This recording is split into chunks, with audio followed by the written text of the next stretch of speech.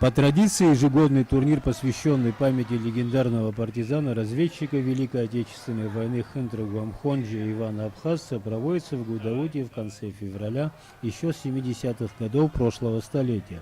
В советское время в нем принимали участие все республики СССР. Масштабы нынешнего турнира не столь велики, но все же организаторы надеются, что в будущем география участников расширится. А в этом году в соревнованиях, кроме представителей всех районов Абхазии, принимали участие юные борцы Краснодарского края. Соревнования проходили в 4 возрастных группах.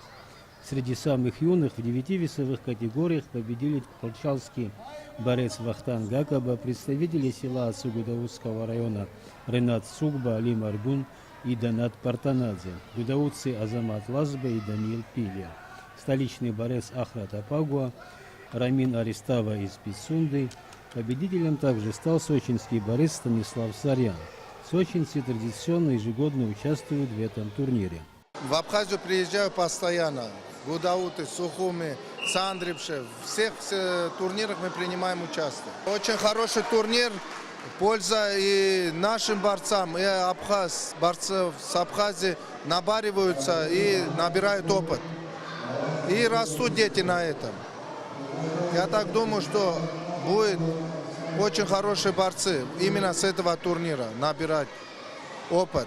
В старшей весовой категории разыгрывались 7 призовых мест. Здесь победителями стали представители Гала Лука Закарая и Лука Гвинжилия, представители Сочи Энрик Мхонджи и Валера Варваштян, Саид Харчилава из Тхварчала, столичный борец Саид Джинджия и гудаутский спортсмен Саид Бения.